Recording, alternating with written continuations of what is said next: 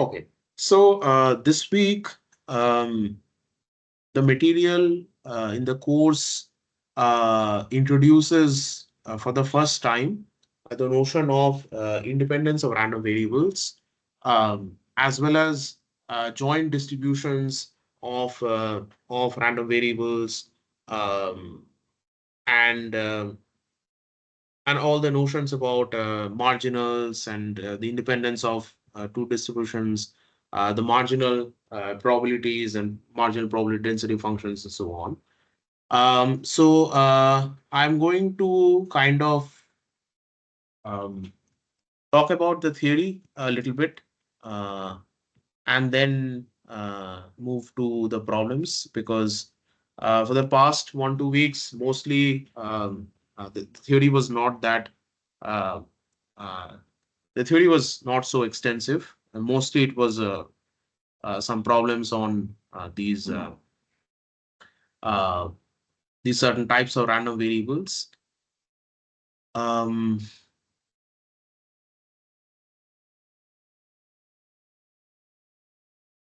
so let's begin. Okay. So first, let's talk about like uh, like a joint probability distribution function. So let's say we have two random variables. We're going to kind of continue with the measure theoretic framework uh, that we have been developing um, uh, since the start. We're going to continue along that framework. Um, uh, for the purposes of solving problems, it seems like this measure theoretic framework is not is not exactly relevant for the kind of problems that are appearing in this course, but generally it is very necessary to keep this framework in mind, especially when working in high probability theory.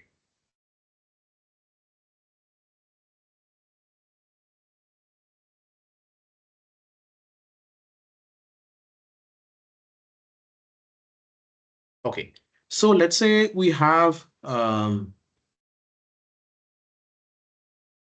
two probability spaces, um,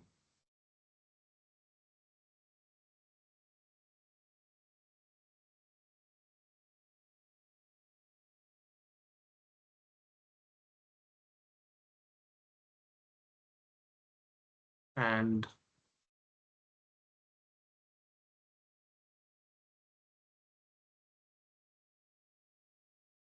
you have two random variables. Um,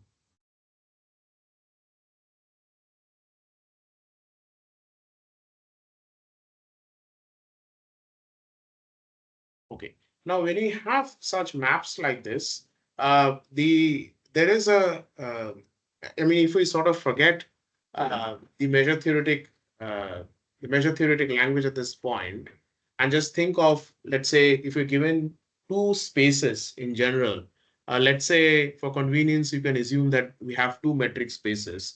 So let's say this is an aside. Um, So if F and G are two continuous maps from two spaces, they can in general be topological spaces, but let's think that they are metric spaces for now, just for the sake of simplicity. And let's say we have a map from F from some metric space, let's say sigma to R, and G from sigma 2 to R. Then obviously uh, this will induce a continuous map from can sort of write this map as F cross G uh,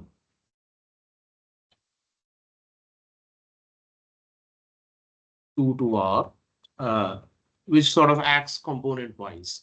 So it will send x1 comma x2 to fx1, and or let's say not r but r cross r is r2. So fx1 comma gx2. Right.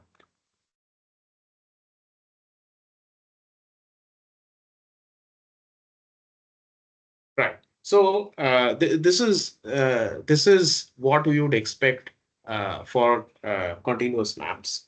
Now, now the corresponding translation in the case of measurable maps is as follows. Okay, just give me a minute. I have to attend a call. Just give me a minute.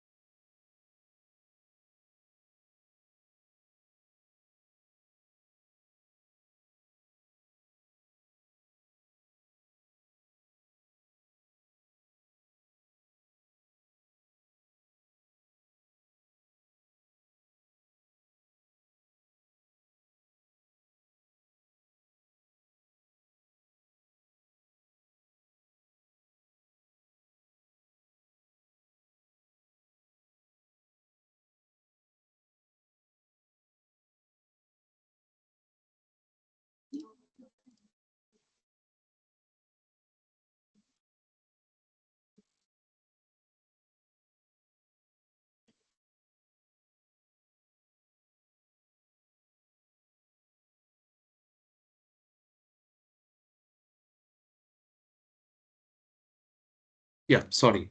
Thanks for waiting.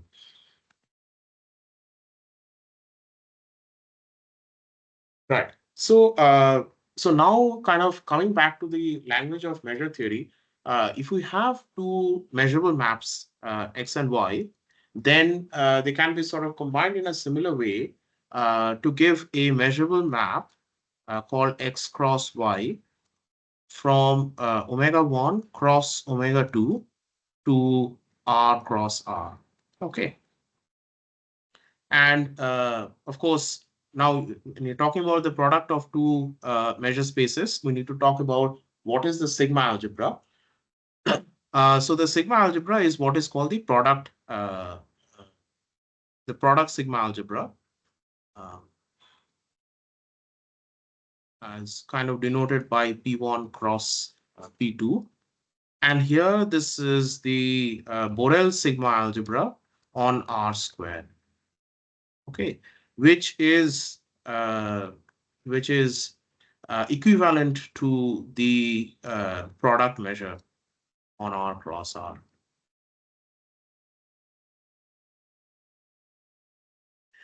Okay. And then one can easily show that that X cross Y uh, as a map from this R2 to VR2 is indeed a measurable map.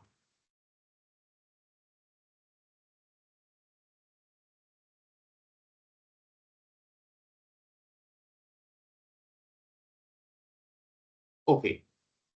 So up until this point, um, we have not talked about measures at this point. So notice that the probability measure on omega 1 and omega 2, that has not come into the picture here. We're just simply saying that we can define a map in this way. Um, just to just to recall, if you're not aware what the product measure is. So the product measure, or not the product measure, but the product sigma algebra. The product sigma algebra is the sigma algebra which is generated by these sets. Um, so if this P1 is a sigma algebra and P2, these two are the sigma algebras, then this sigma algebra P1 cross P2. Let's actually use this symbol, the tensor product symbol. I think this is a little bit more appropriate. So this is the sigma algebra which is generated by this sets of this kind.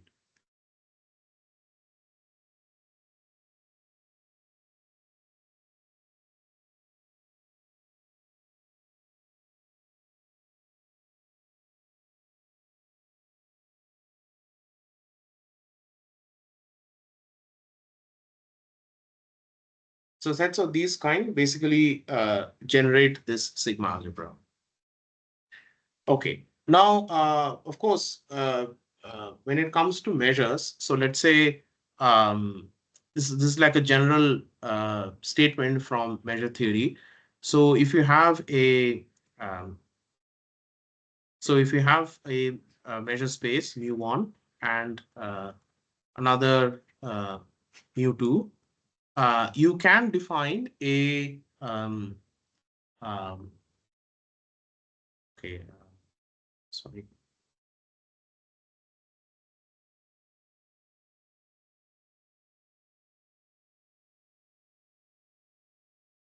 Yeah, you can define a something called a product measure called mu1 tensor product with mu2, uh, which can be defined on this product sigma algebra, and um, this product measure assigns this particular value. So mu1 uh, tensored with mu2 on A1 cross A2 is equal to mu1 A1 times mu2 A2. And of course, you need an additional criterion, which is called sigma finiteness. So sigma finiteness means that uh, the base space uh, the base space omega 1 can be written as a countable union of sets with finite measure. Um, of course, for probability spaces, you don't need to worry about this because the total space itself has a measure of 1. So that gets automatically satisfied for probability spaces. But then one can show using there's something called a Carathéodory extension theorem. One can show that um, that uh, that um, that if you have a measure which satisfies this property on the generators of this are namely sets of this kind, um, then that will uniquely extend to a measure on the whole of this space. So the measure is just defined on a smaller subset of the product sigma algebra, namely on the generators. The Carathéodory extension theorem tells us that that if you have a space which is sigma finite, then then if you then if you can define a measure on a generating subset, then such a measure will uniquely extend to the whole sigma algebra.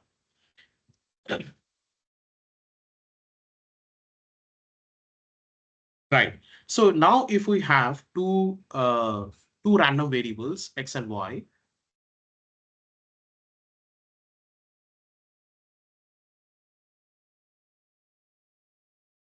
uh, then it is possible for us uh, to um, using this framework above uh, to um, to define a okay. So let us also write down their their underlying spaces.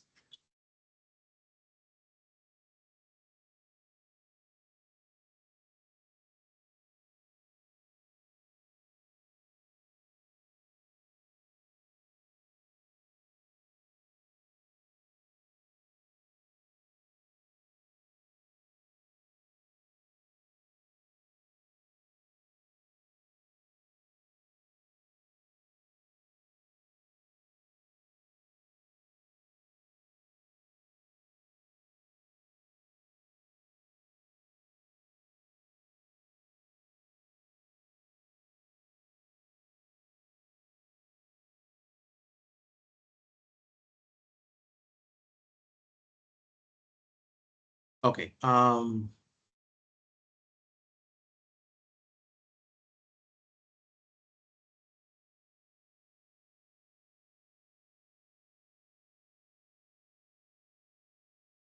Okay. And this measure, this is this product measure, uh, PR1 cross PR2. What it does is that if you give me any set lying in the sigma algebra P1, which is A1, and another set which lies in the sigma algebra P2, then the value of this is equal to probability of A1 times the probability of A2.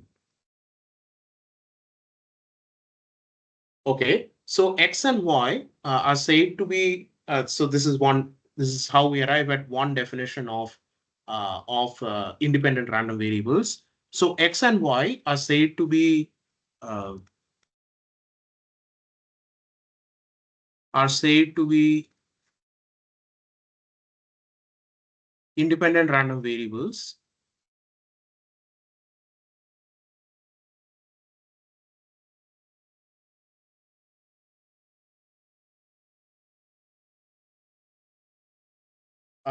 if, this is the definition,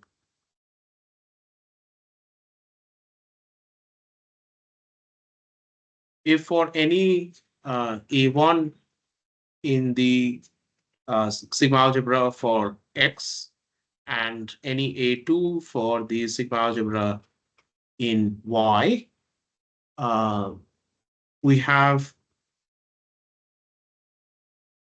the probability of A1 comma A2 equal to the probability 1 of A1 times the probability 2 of A2.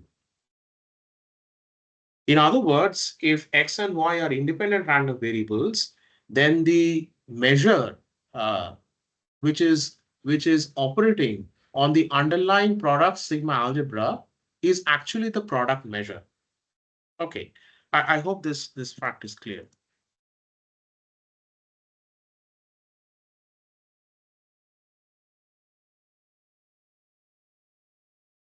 Okay, but of course, it's not necessary that the measure which is acting um, on the underlying product space has to be the product measure. And if it is the product measure, then of course X and Y are independent. I mean, it's the same statement. It is the same statement which is kind of expressed in the language of probability theory. In the language of measure theory, the exact statement would be that the underlying measure on is the product measure. Uh, in the language of probability theory, that translates to saying that X and Y are independent random variables. Um, right. So now that we've introduced what we mean by independent random variables, let's look at independence in a little bit more depth. Um,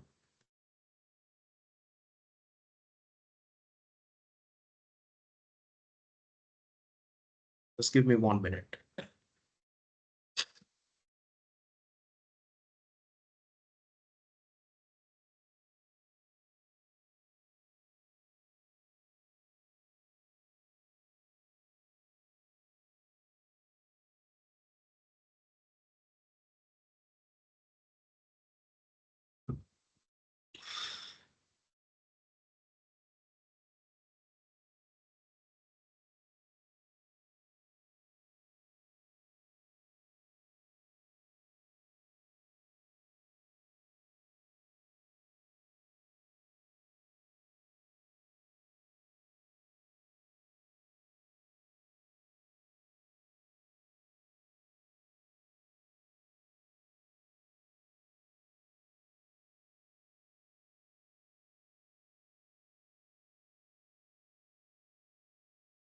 Okay.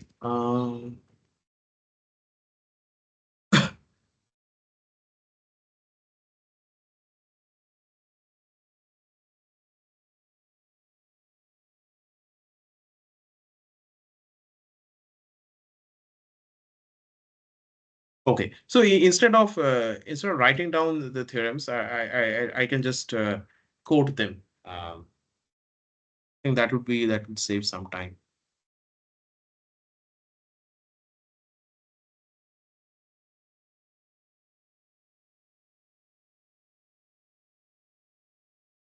So let us look at some notions of independence.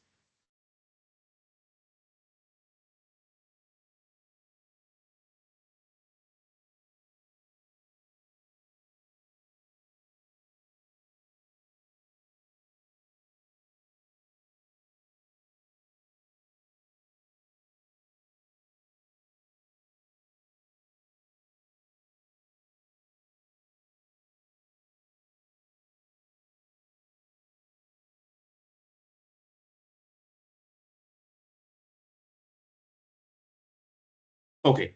So so if we have this is the first definition, and this definition is basically the definition that's going to be uh, that all other definitions are going to invoke. We'll see that subsequently. So if we start off with any probability space, here we're not dealing with any product spaces or anything, just a single probability space. And if we have a finite collection of events in it, then we say that such a finite collection of events are independent. if obviously this property holds, which is the probability of the intersection is the product of the probabilities of each of those events.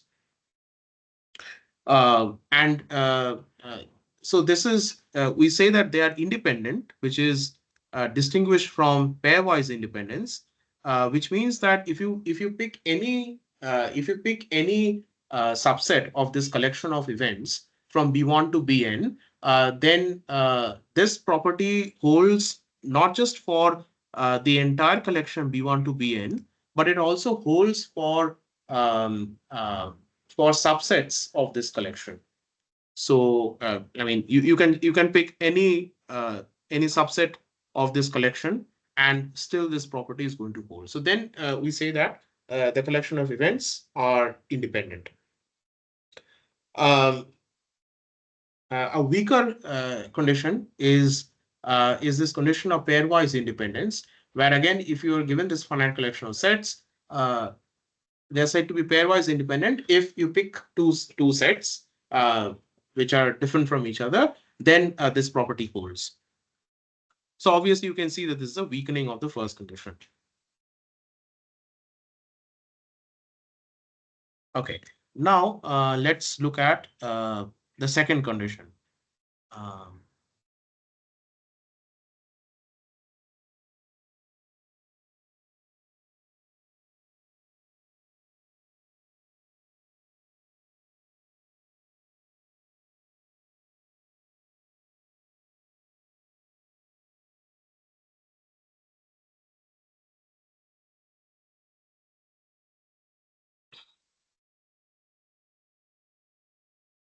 okay.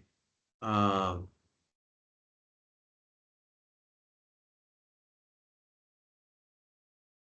Right. The second condition is an extension of the first condition where you're no longer given a finite collection of events, but just a collection of events indexed by some indexing set, which is A.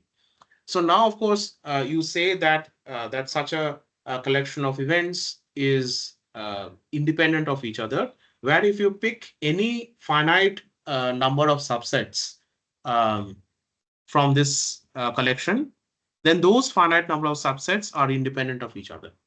So essentially, definition 7.1.2 is an extension of definition 7.1.1. I mean, don't worry about these numbers 7. This is from a book chapter. Um, right.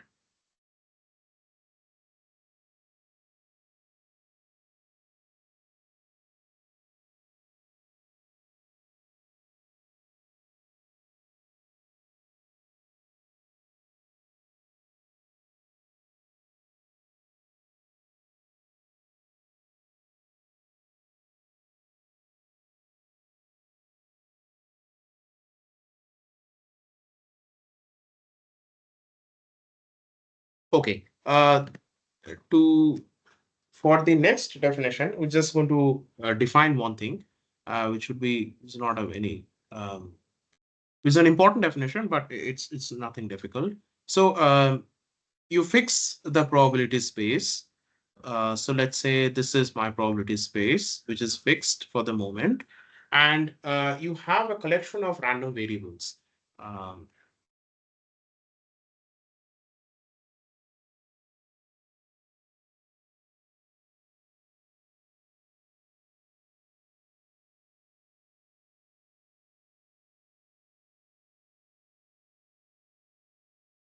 okay, so the base space of all these random variables is this space.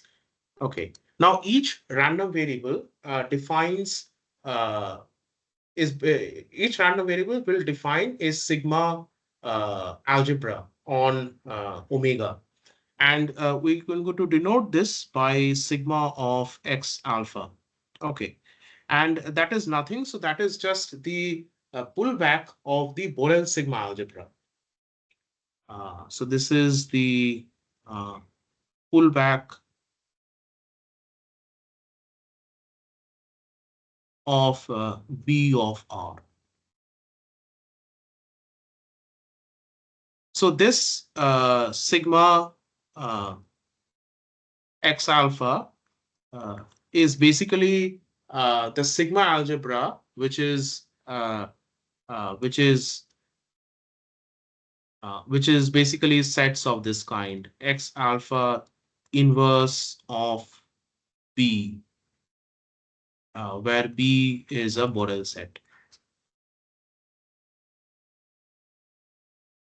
Okay, and this is of course going to be a subset of the original sigma algebra on omega, which is P. Okay, now now let's say I hope this definition is clear. Now definition of independent random variables.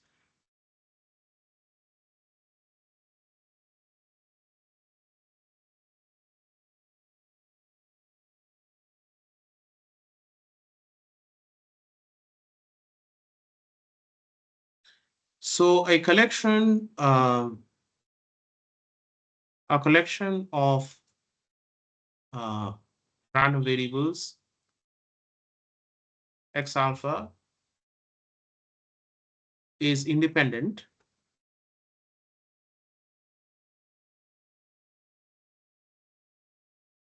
if their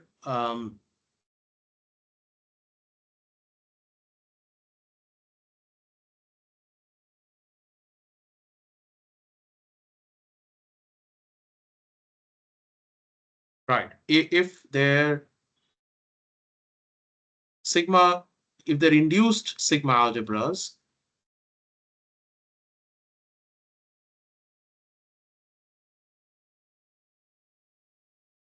uh, namely sigma of x alphas are independent.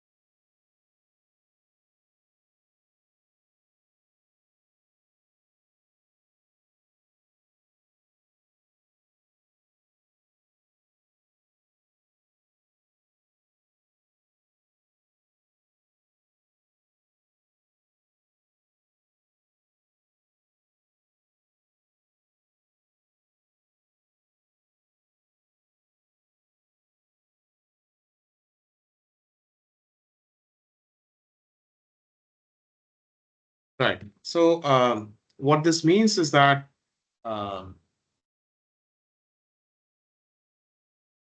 if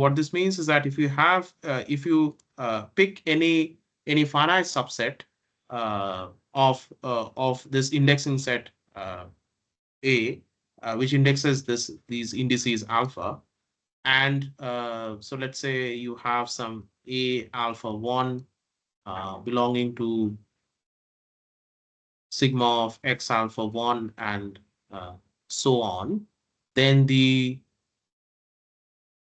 probability of the intersection of these A alpha i's is going to be equal to the product of the probabilities of these A alpha i's, where each A alpha I, yeah, where each A alpha I is drawn from the sigma algebra uh, induced by X alpha.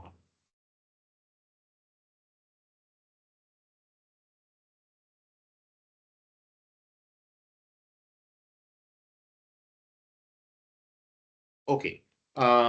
So one thing that is clear is that if you have these a collection of these independent random variables, a collection of these random variables would be independent if you took these uh, if you took these uh, the sigma algebras induced by these random variables sigma x alpha, and if you constructed the product sigma algebra induced by each of these uh, um, each of these random variables, then the measure on such a uh, uh, on such a product sigma algebra would actually be the product measure.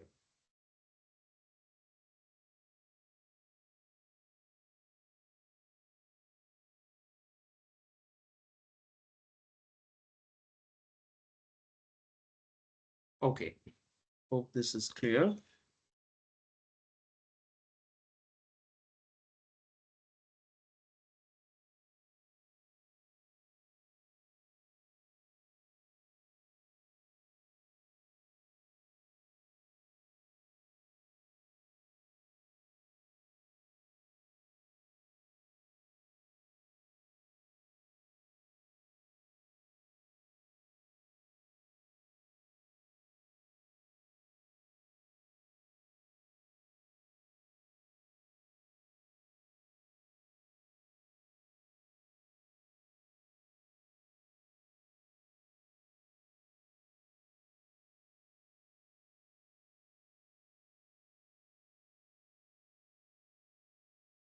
Okay, this next theorem is also a very important theorem, but we're not going to worry too much about it. Instead, the corollary of that theorem is what is going to be important to us.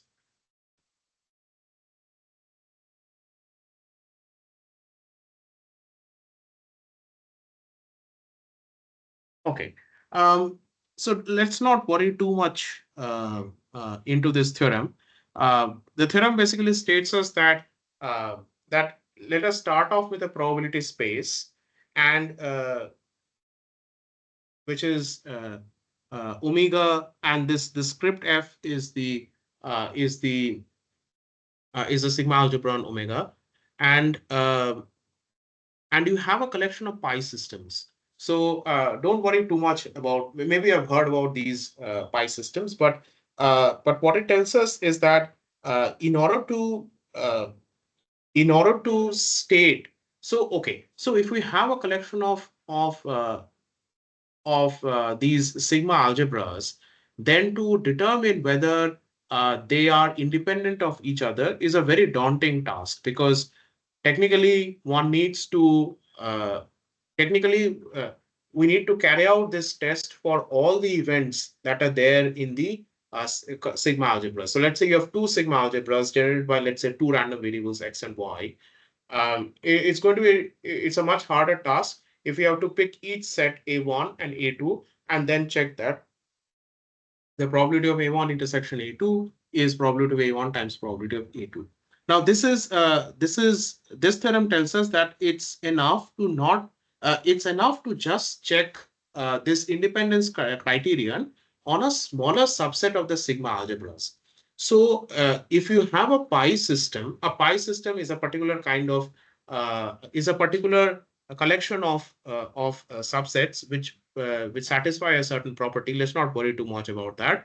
But if you have a pi system, and if the sigma algebra generated by that pi system contains my sigma algebra, then it is sufficient to check this independence criterion on just the pi systems. Okay, I'm going to just summarize it over here.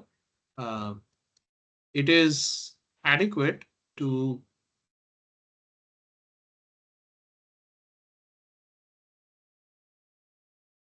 check the independence condition on pi systems,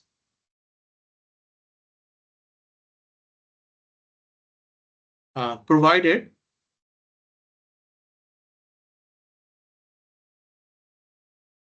the sigma algebra generated by those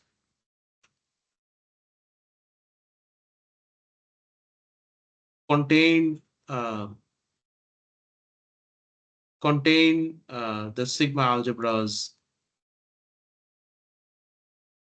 under consideration.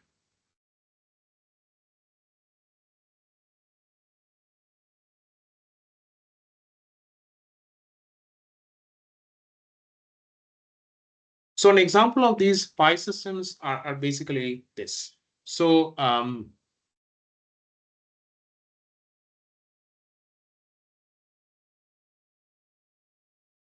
so if I consider a set, let's go back to the Borel sigma algebra. And if you consider a set of this kind, then sets of this kind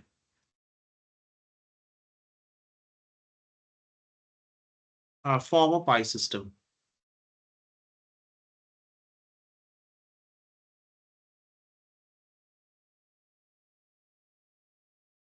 Okay, and not only do they form a pi system, um,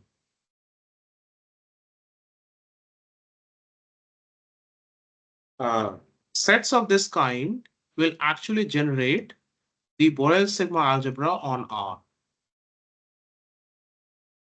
Okay, and the sigma, if you have a random variable x, uh, then sigma of x, which is the sigma algebra generated by x, is the pullback of the uh, Borel sigma algebra on R. In other words, uh, sigma of x is uh, is generated by sets of the kind x inverse minus infinity comma a.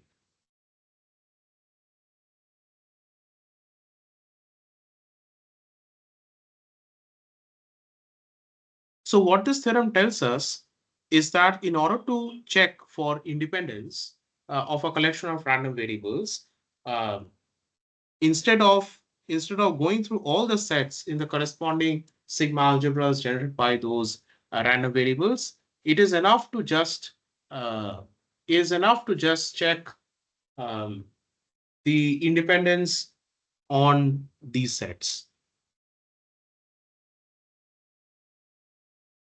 That is x and y are independent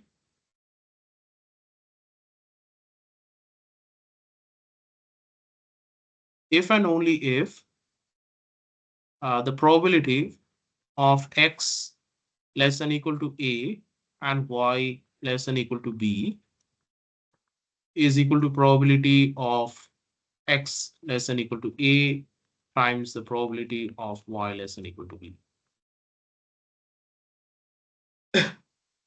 Now this probability of x less than equal to a, y less than equal to b is um, is called the joint probability distribution of x and y. So it can be denoted as fx comma y, a comma b. And that is equal to fx of a times fx of fy of b if x and y are independent of each other.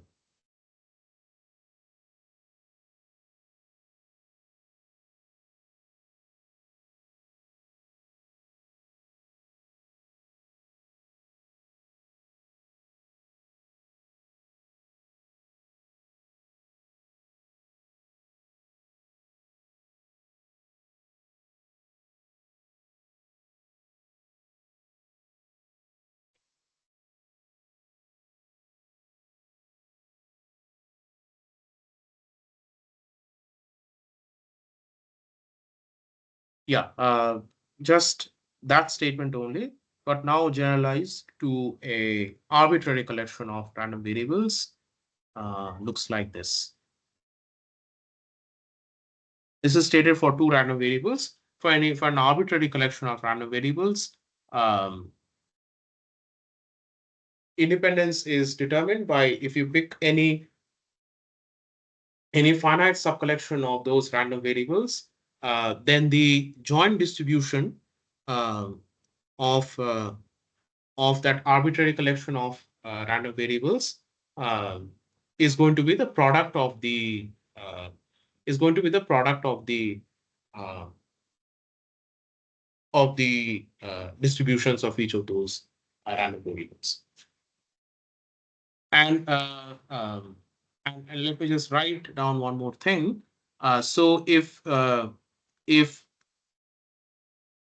measure which is induced by each of these random variables x alpha, if mu of x alpha, which is the push forward measure induced by x alpha, is absolutely continuous with respect to the Lebesgue measure on R. So M is the Lebesgue measure on R.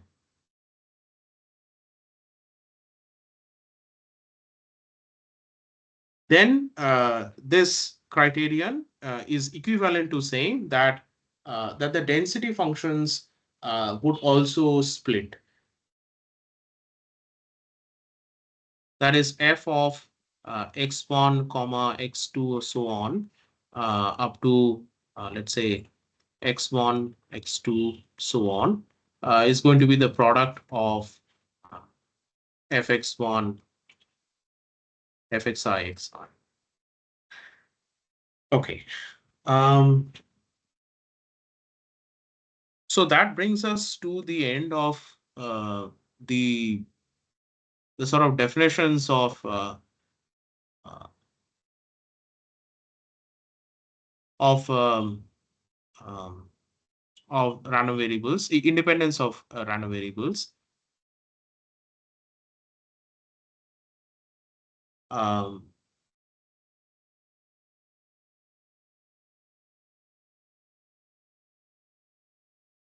okay. Um, right. We don't have the Borel-Cantelli lemmas as part of the course. Um, if you're interested, I may cover that. Uh, if you want me to cover that, I can cover that, or I can talk about something else.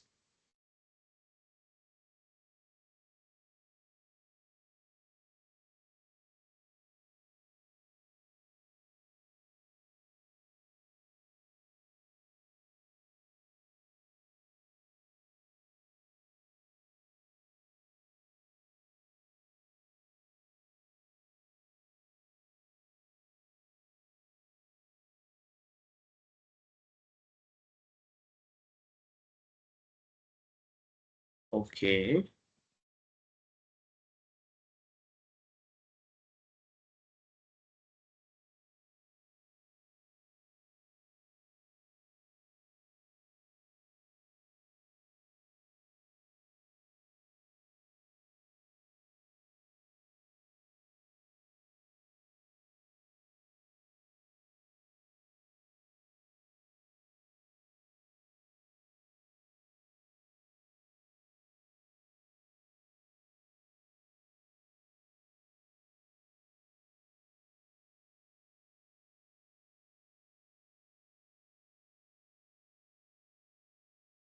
Just give me 1 minute. I'll be back in 1 minute.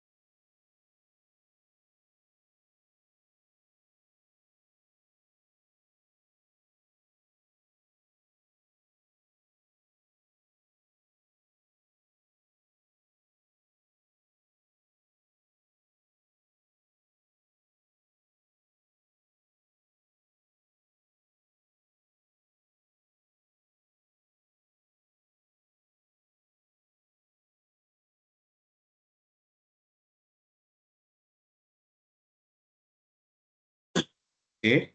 Um,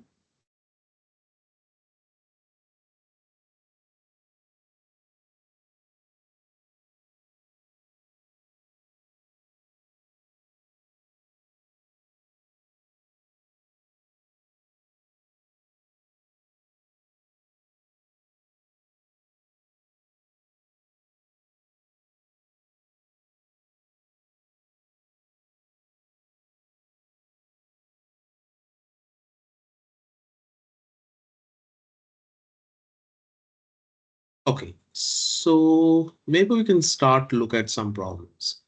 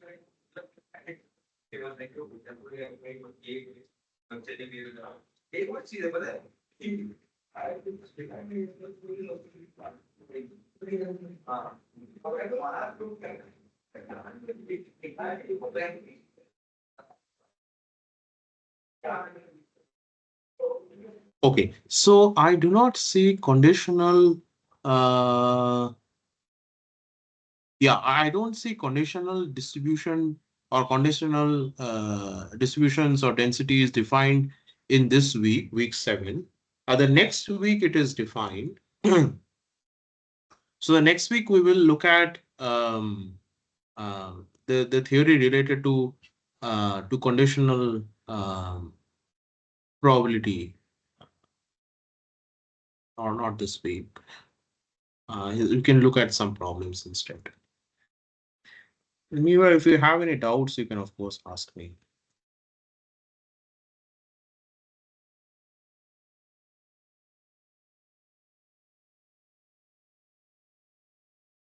Okay.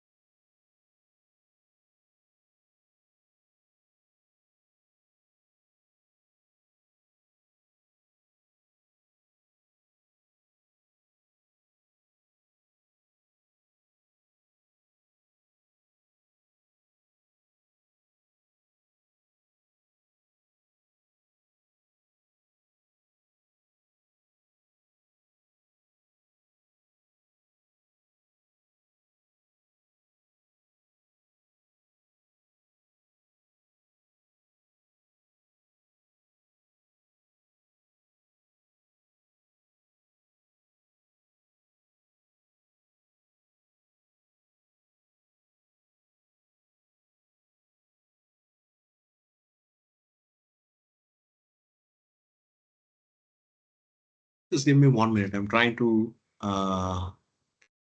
look up some problems.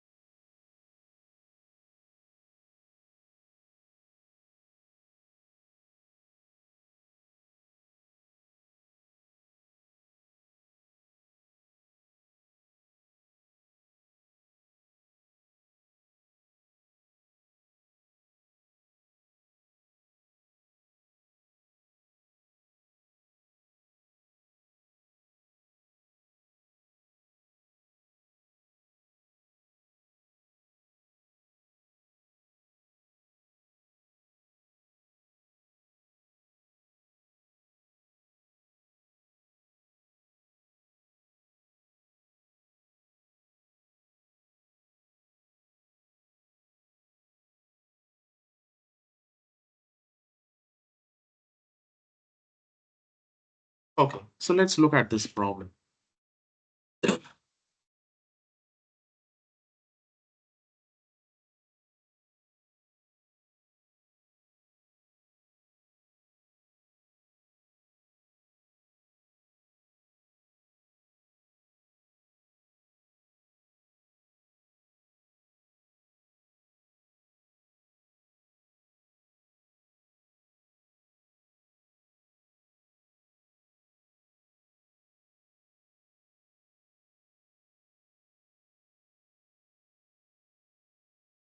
Yeah, X and Y are independent, continuous positive random variables, uh, and we have a function of the two random variables, namely.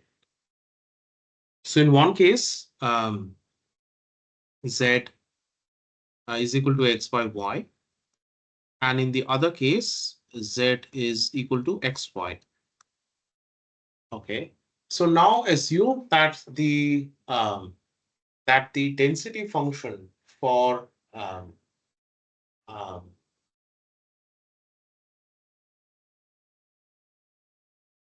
for x and y are known, and let's say they're given as p1 and p2. Then what is the density function of z in each of those two cases? Um,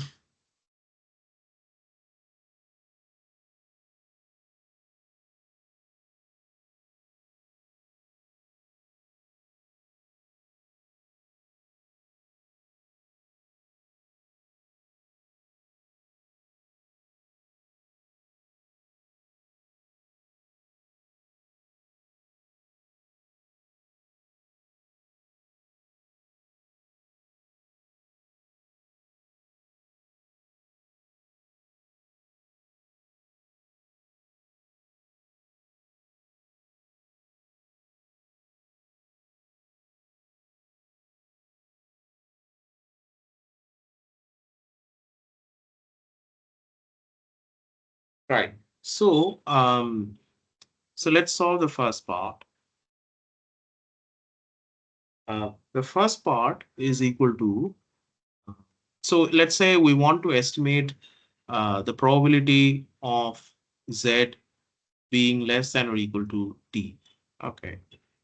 So then that is equal to integral over R2. Um,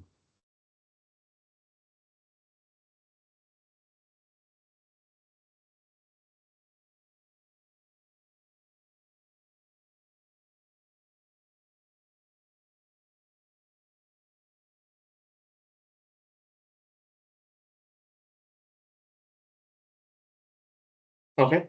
Um,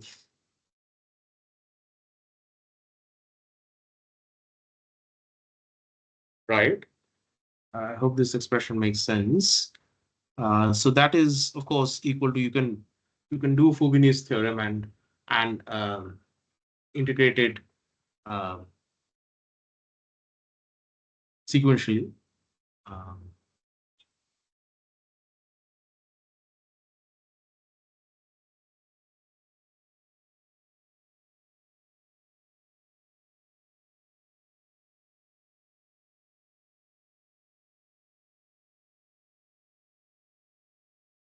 so now let us first integrate this expression and then the outer expression.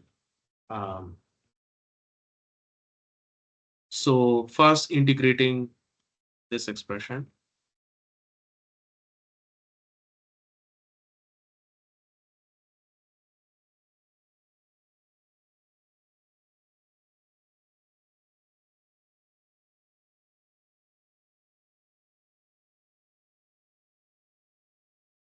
So here, of course, y is fixed. We're just doing this integral.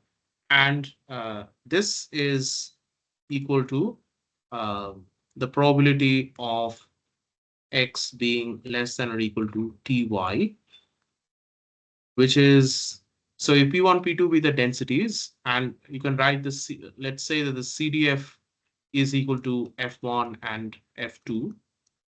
So then this is equal to f1 of ty. Okay. And here you have integral over R f1 of ty p2y, right?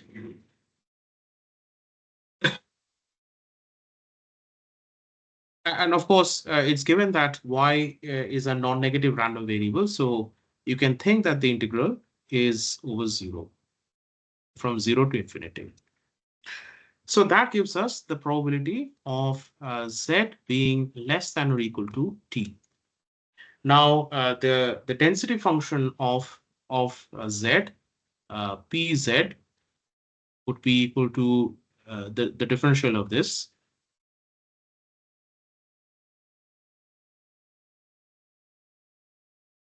And well, you can differentiate under the integral sign.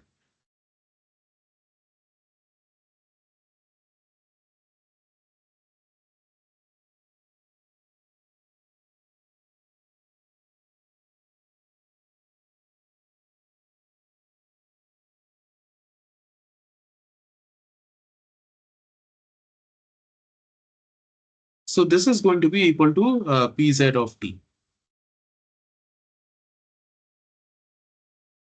Okay. I hope this makes sense. Um, for the second case, you proceed similarly only. Um,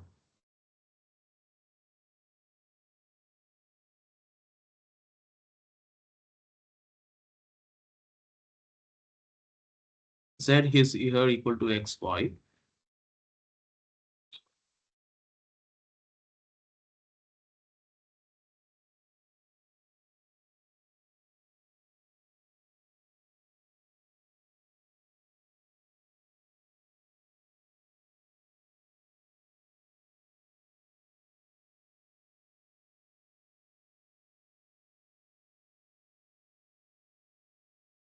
So that is equal to integral over r. Um,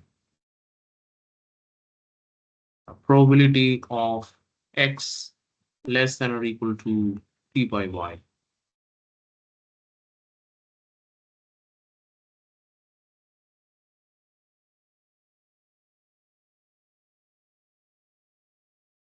So this is equal to f1 of t by y, p2y.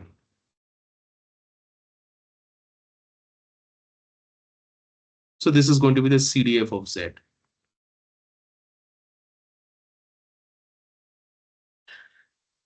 And you can get uh, the density for z as pz t is equal to integral 0 to infinity.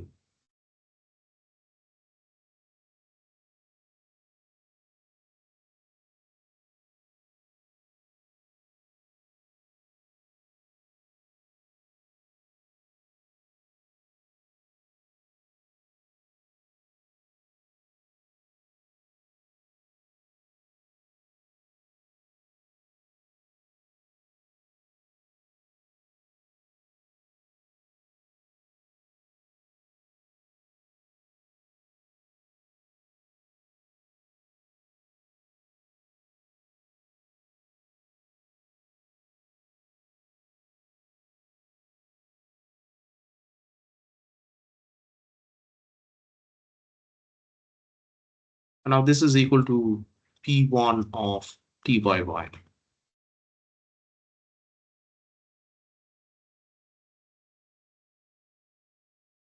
Okay. I think I didn't write dy anywhere. There should be a dy here as well.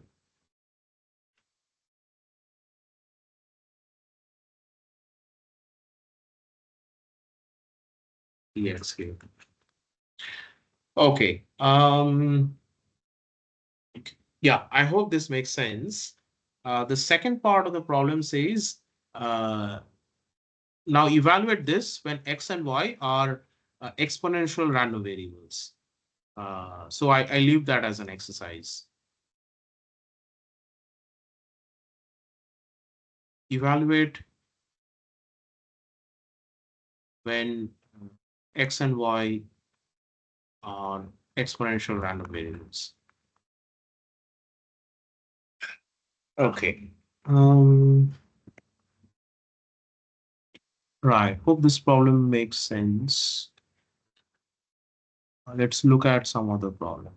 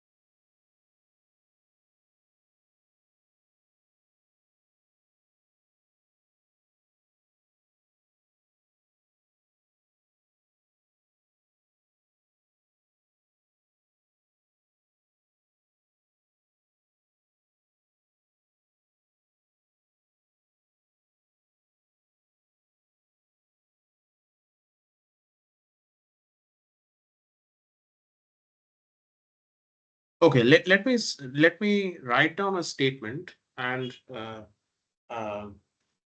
and the proof of this statement, I kind of leave it as an exercise.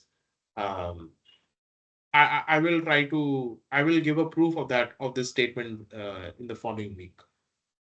The statement is this. So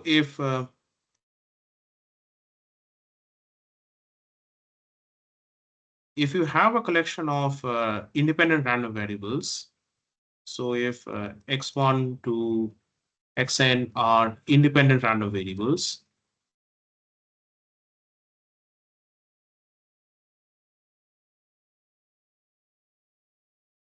and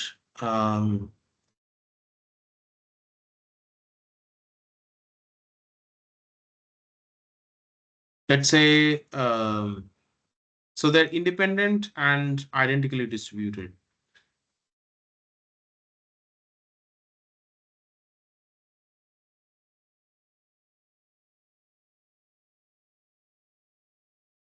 With CDF F and PDF P. Um,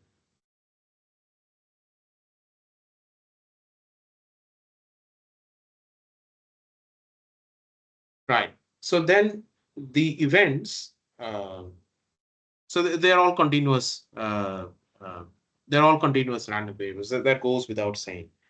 Um, then each of these events. So if you consider this event, which is x1 less than or equal to x2 dot less than or equal to xn, uh, this event and this event x tau 1 less than or equal to x tau 2 less than or equal to x tau n, where tau is a permutation uh,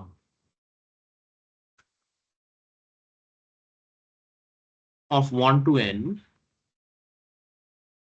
uh, these events have the same probability. That is, for any tau, which is a permutation of 1 to n,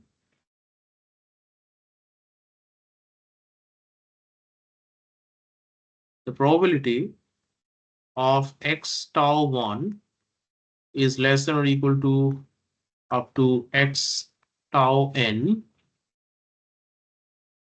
is equally likely and is equal to n factorial.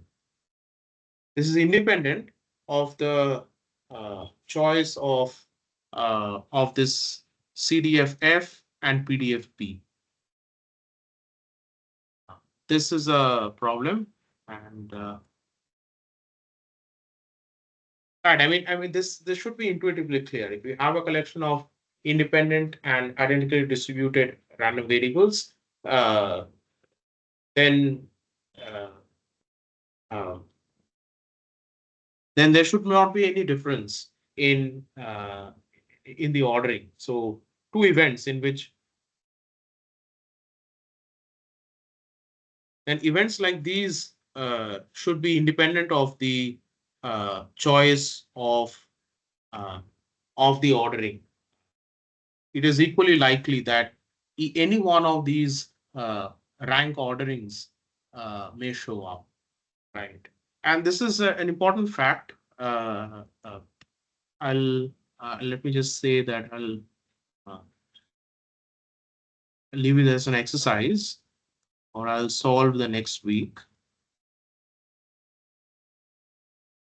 But this is a good exercise to keep in mind that whenever you have a problem like this, and we will see some of these problems coming up where where you have a collection of these random variables, and sometimes it is necessary.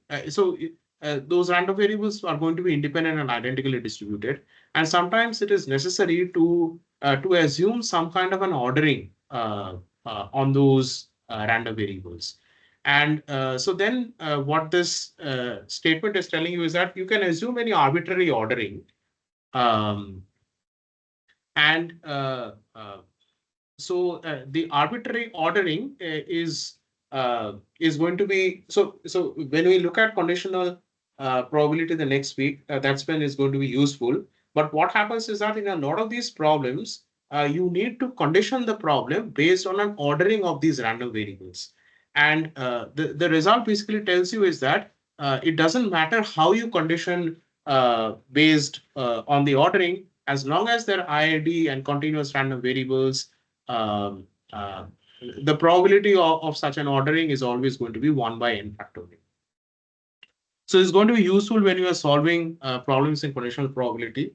We'll probably see some of that in the next weeks. Um, okay.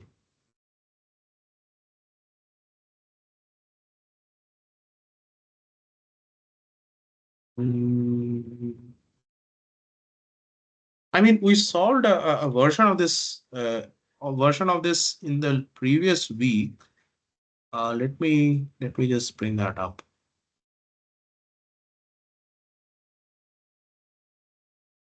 Uh, no, I guess not, probably. But anyway, we'll see the proof of this next week.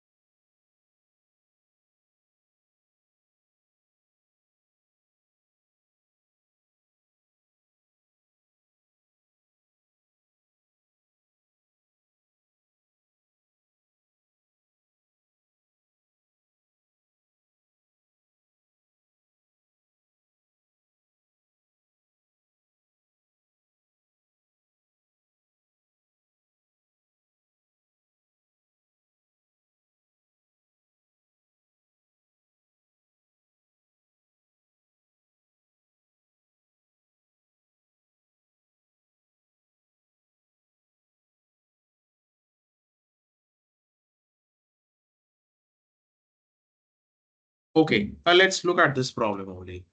Um, and this problem would make use of this fact. So problem.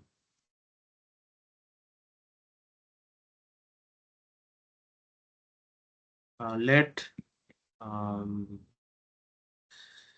uh, let x1 to xn belonging to u 0, comma 1. So this is the uniform.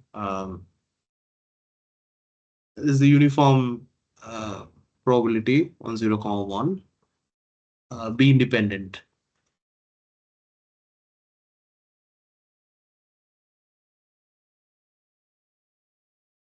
Okay. Let um, a uh,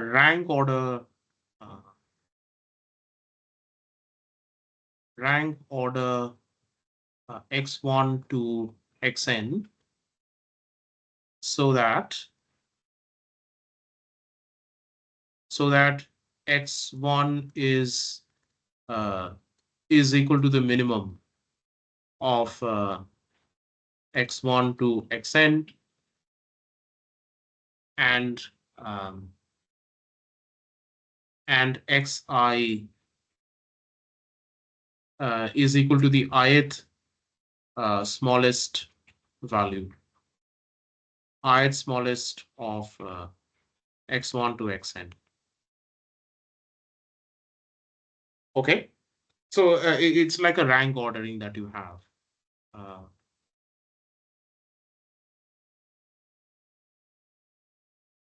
so this bracket is to indicate that this is different from x1.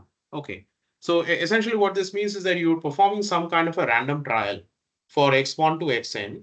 So think of it in this way, that you have the uniform distribution over 0, 1, and you are making n independent trials of that.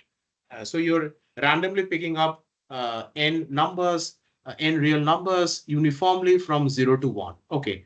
And whatever numbers you get, you kind of sort those numbers. Okay. And let's say this is your sorted number.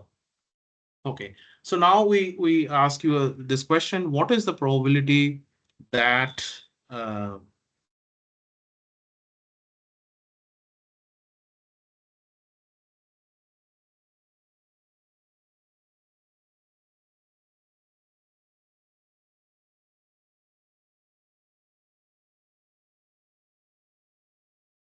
just give me 1 minute.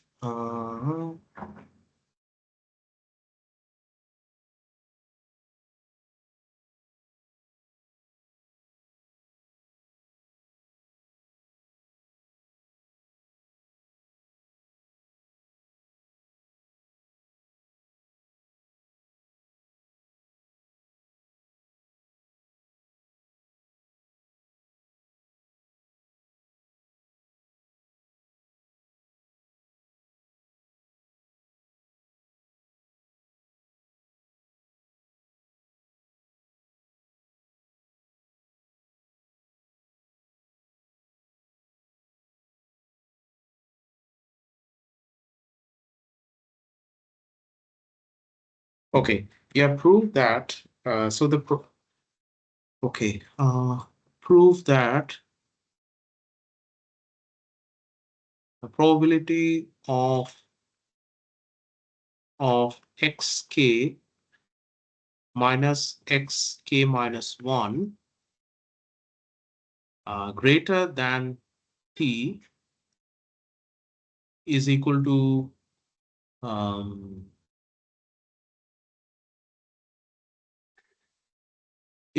1 minus t to the power n for k uh, being from 1 to n. And you need to say what is x0, because when k is equal to 1, this k minus 1 is going to be 0. So you can just say that x0 is equal to 0. So x0 is a constant random variable. You can think of it in this way. So I mean the ordering is like this. You have x0, which is equal to 0, then x1 uh, up to xn.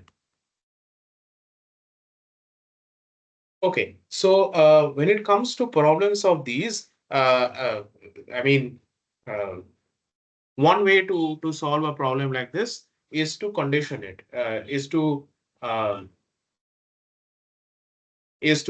condition it based on one of these, right? So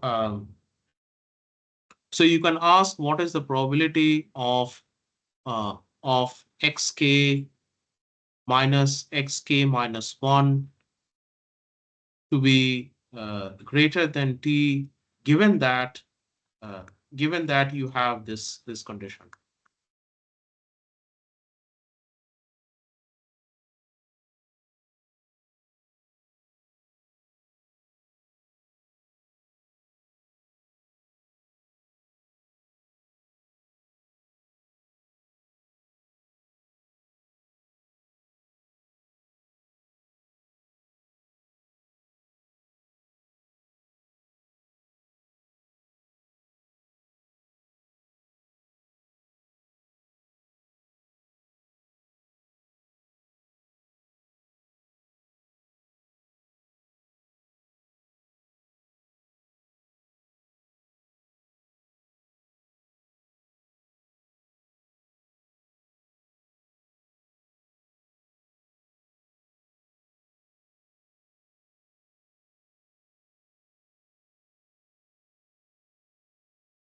Right. Now, this conditional probability will not depend upon the ordering uh, of whatever you ordering you condition this on. This is not going to depend on that. Okay. Uh, so in this case, this conditional probability is equal to probability of uh, xk minus xk minus one being greater than t, given that uh,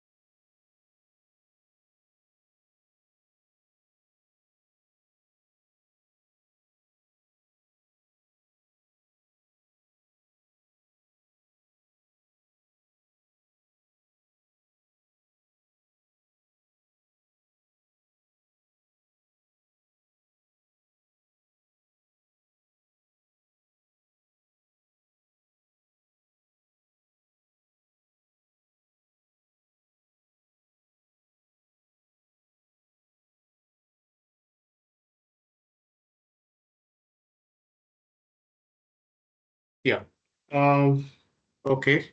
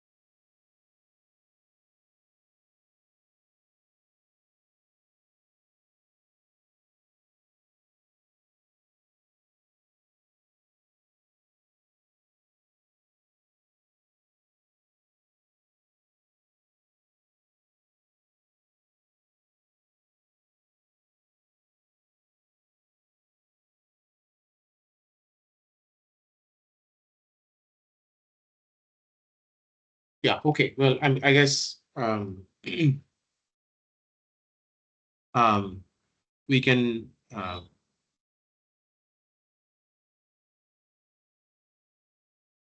so we can sort of write this condition.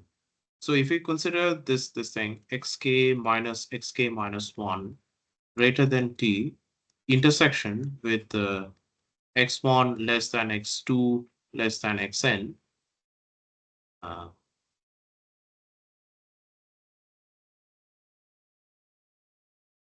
then this is precisely this condition, which is x1 uh, less than xk minus 1, then xk, um,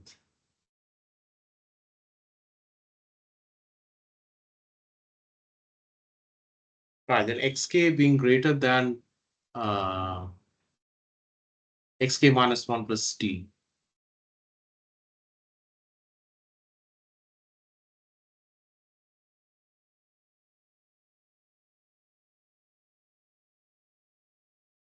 xk minus 1 plus t, then greater than xk, and followed by the rest of these events.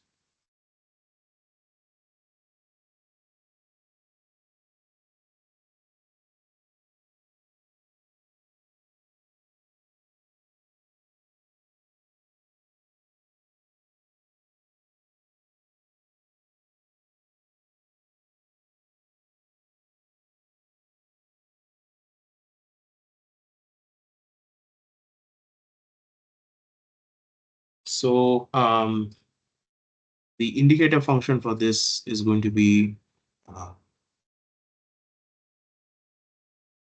one x1 less than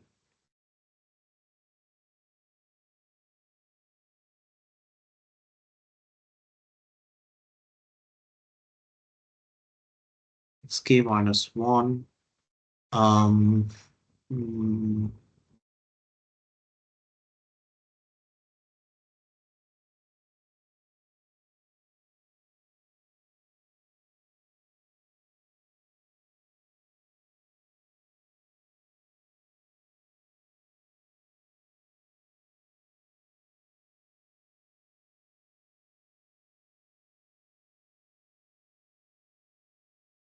times less than xn times uh, this indicator function, basically xk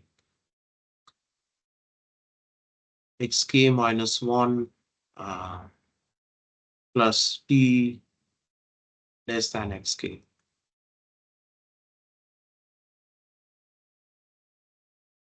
because you're taking the product of these two sets. So sorry, you're taking the intersection of these two sets.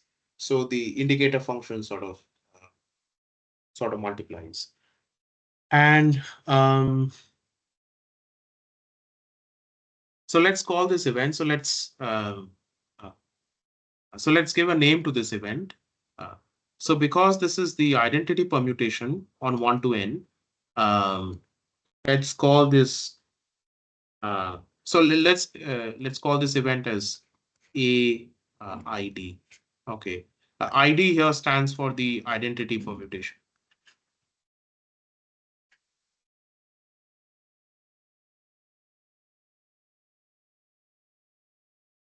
Okay, other permutations we may call as like a tau or something. So the probability of a ID is equal to integral over Rn times this indicator function. So I'm just going to write a ID, 1 AID,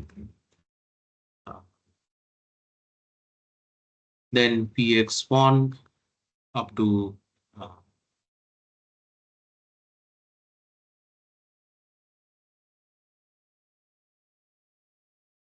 pxn. But these are uniform random variables, so so it's just going to be equal to dx1 up to dxn. Of course, you need t to be, in this case, t has to belong to 0, 1 for this to make sense. And well,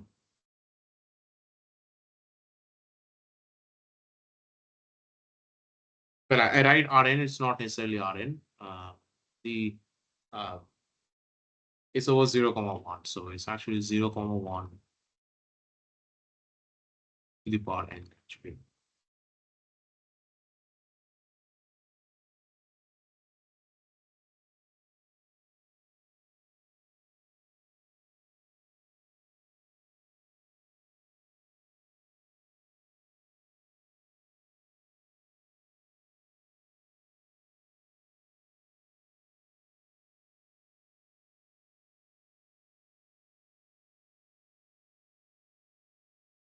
Okay, so this is going to be equal to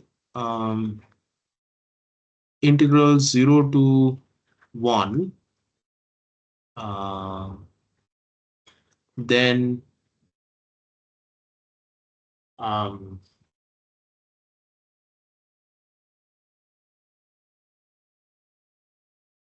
but then you have the variance of, okay, maybe that's not the right best way to express it. Uh,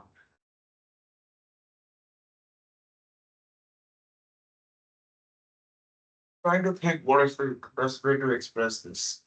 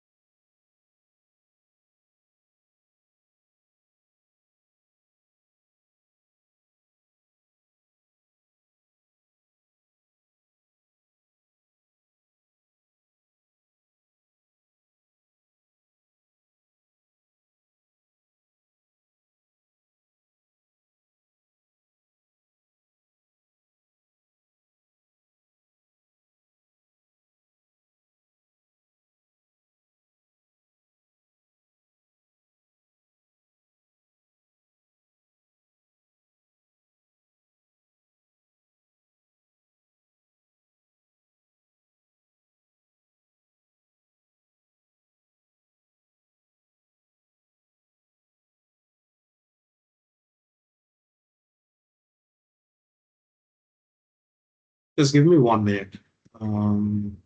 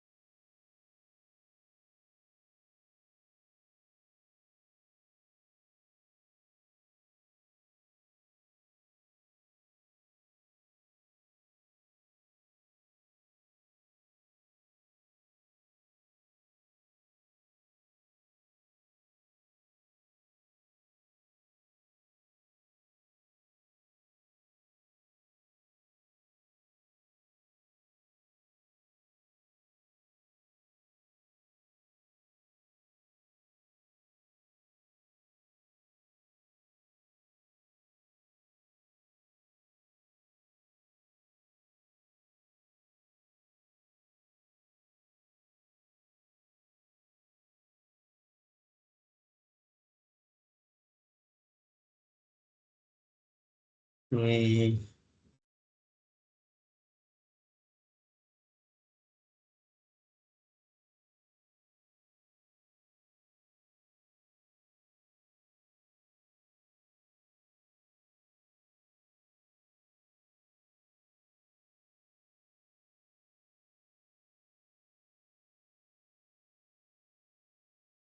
Okay, so this is going to be equal to integral 0 to 1. So x1 varies from 0 to 1.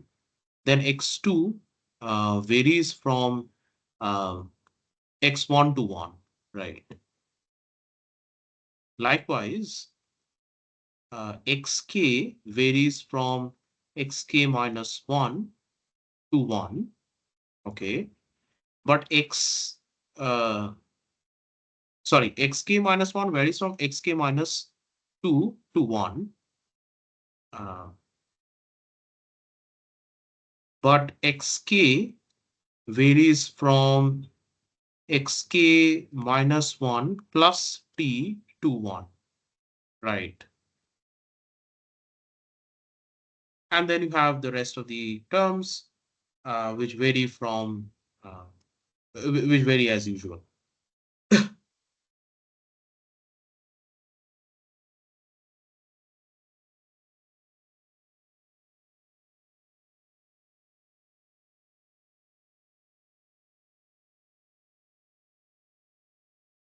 And the order of the integral is dxn to dx1.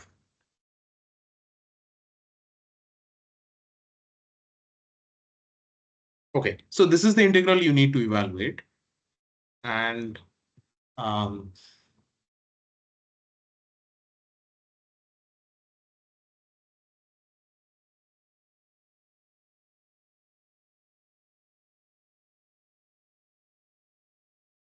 right, so this is equal to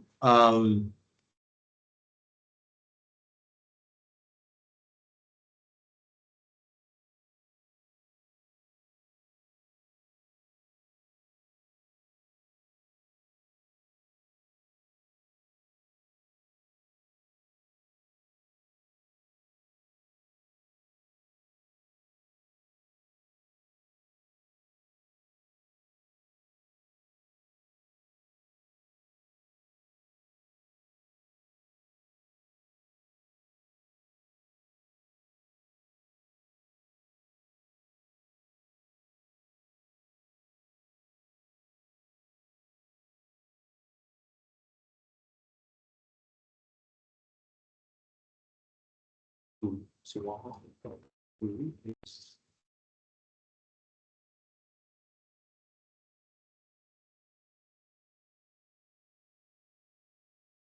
okay.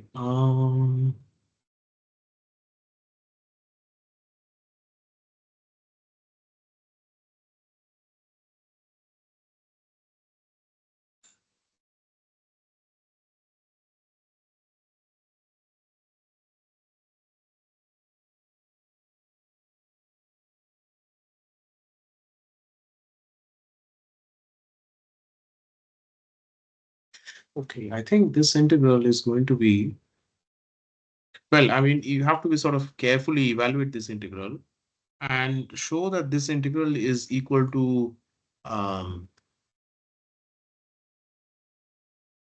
this integral should turn out to be equal to 1 minus t raised to the power n by n factorial. Um, this is what the value of this integral should be.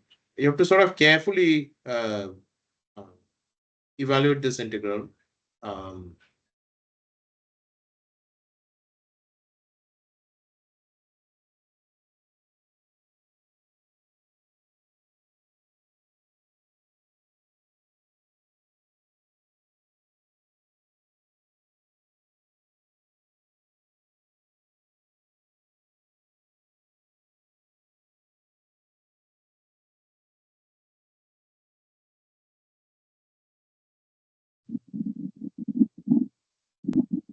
Okay, you can continue in the next class. yeah, I'll probably do that. Yeah, I mean, you can sort of, I mean, uh, okay, okay. Let's continue it next class. I'll complete the integral next class. Now, Um, now you are going in a track, and the professor is going in a different track, right? So now you, what is your role? Please think over what is your role. Your role is not to teach anything new or new concept and then new technique. So you are supposed to teach what that master is teaching for us. Yes. So Why that's a we good suggestion. through the Um, we are neither there nor here. just give me 1 minute. Yeah, yeah. Please carry on.